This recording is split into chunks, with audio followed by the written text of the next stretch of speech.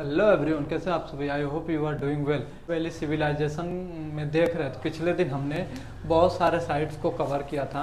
आज हम देखेंगे नेक्स्ट कालीबंगा से स्टार्ट करेंगे और आज हम जितने भी साइट्स हैं उन सारे साइट्स को क्या करेंगे, सिंधु घाटी में जितने हमें शहर मिले हैं, जितने हमें स्थल मिले हैं, वो सारे स्थल को हम कवर करेंगे।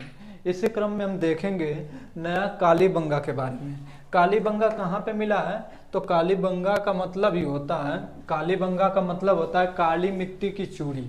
कालीबंगा का मतलब ही होता है काली मिट्टी की चूड़ी। और यहाँ से हमें क्या क्या मिला है, तो हमें ये राजस्थान के सरस्वती नदी को और किस नाम से जाना जाता है, तो घग्गर नदी के नाम से जाना जाता है। कालीबंगा राजस्थान में हमें मिला है। राजस्थान के किस नदी के किनारे मिला है, तो सरस्वती नदी, जिसका अब का नाम सरस्वती है और प्राचीन नाम क्या है, घग्गर नदी के नाम से जाना जाता है।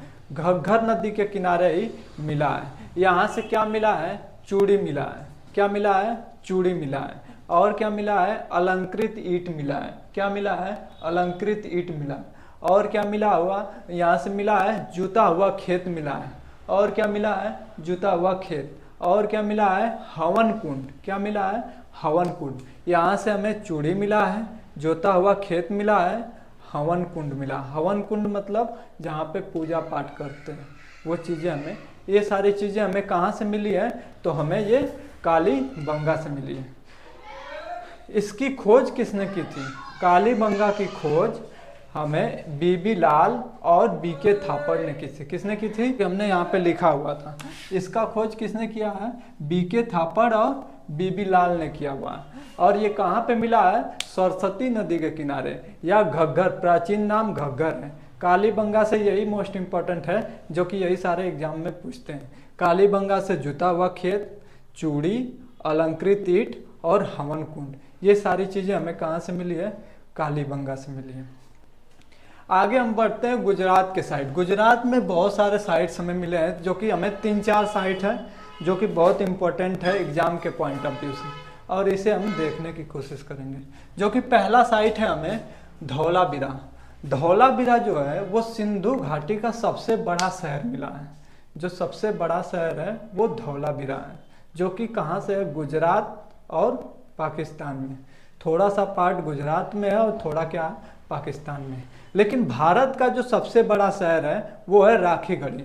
राखीगढ़ी कहाँ पे है, तो हरियाणा के अंदर है। भारत के अंदर अगर पूछे कि भारत के अंदर सबसे बड़ा सिंधु घाटी का शहर कौन सा है, तो वो राखीगढ़ी है।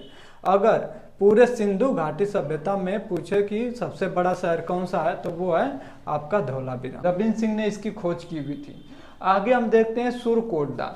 सुरकोटदा से हमें क्या क्या मिला है, तो गुजरात के अंदर है, घोड़े की हड्डी मिली है और कलश सावधान मिला। कलश सावधान क्या होता है, कलश के अंदर हड्डी वड्डी को, जो लोग अगर कोई डेथ कर जाता था, अगर किसी का देहांत हो जाता है, तो उसको जला करके उसकी हड्डियों को कलश के, दैट मीन्स घड़े के अंदर रख करके उसको दफना देते थे। उसको क्या बोलते हैं, कलश सावधान। कलश सावधान और घोड़े की हड्डी हमें कहाँ से मिली है, सुरकोटदा से। और सुरकोटदा कहाँ पे है, तो गुजरात के अंदर है। ये सारे शहर जो हमें देख रहे हैं, ये हमें कहाँ पे मिला है, गुजरात के अंदर ही मिला है। ये सारे कहाँ पे मिले हैं, गुजरात के अंदर एक एक करके मिले हैं। तो हमने देख लिया धौलावीरा। धौलावीरा जो कि गुजरात और पाकिस्तान वाले एरिया में मिलता है, और यहाँ इसकी खोज रविंद्र सिंह ने किया था। रविंद्र सिंह ने इसका खोज किया था, और ये सिंधु घाटी का सबसे बड़ा स्थल मिला है। दूसरा मिला है सुरकोटदा। सुरकोटदा से हमें मिला है घोड़े की हड्डी और कलश सावधान। घोड़े की हड्डी और कलश सावधान मिला है,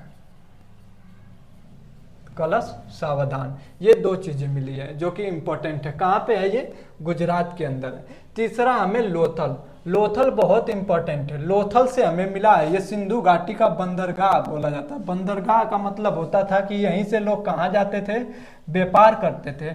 व्यापार करेंगे तो हमें क्या देखने को मिलेगा, हमें मुहर देखने को मिलेगा। तो सिंधु घाटी में क्या होता था, सिंधु घाटी एक बंदरगाह स्थल था, जहाँ से क्या होती थी, जहाजें, नाव वगैरह आती थी, और यहीं से क्या होता था, व्यापार होता था। तो व्यापार होने का कारण कहाँ से होता था, आपका लोथल से होता था। तो लोथल को बंदरगाह कहते हैं। गुजरात में मिला है, इसे सिंधु घाटी का बंदरगाह स्थल कहा जाता है।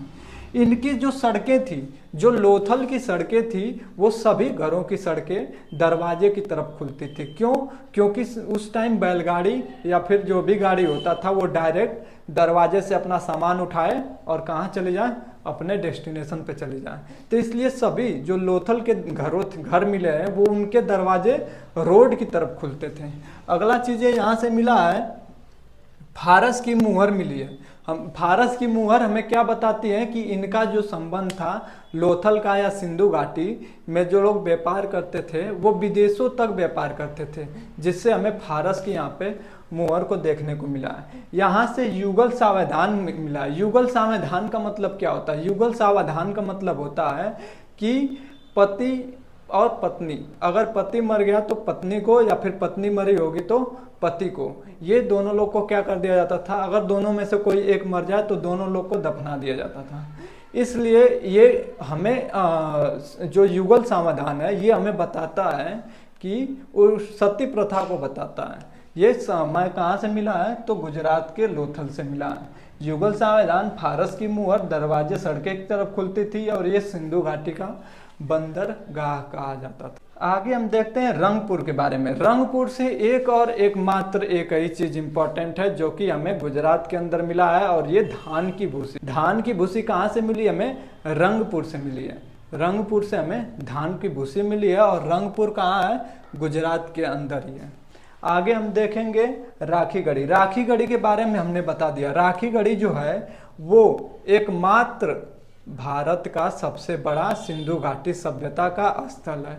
अगर पूछे कि पूरे सिंधु घाटी सभ्यता का सबसे बड़ा स्थल कौन सा है तो ये है धौलावीरा, और पूछे कि शहर स्थल कौन सा है तो मोहनजोदड़ो। जबकि हमने पिछले लेक्चर में बताया था शहरी जो स्थल था सिंधु घाटी का सबसे बड़ा शहरी स्थल पूछे तो मोहनजोदड़ो के बारे में बताएंगे। अगर सिंधु घाटी का बस स्थल के बारे में पूछे, नगरीय स्थल के बारे में पूछे तो धौलावीरा।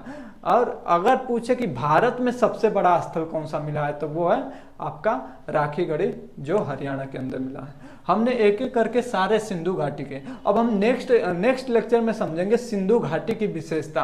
वो नगरी थी, शहरी थी, क्या क्या चीजें है, दुर्गराइज थी, नहीं थी, वो लोग किस चीज से परिचित थे, नहीं थे, इनकी विशेषता के बारे में हम नेक्स्ट वीडियो में देखेंगे।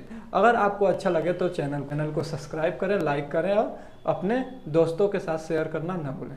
Thank you so much.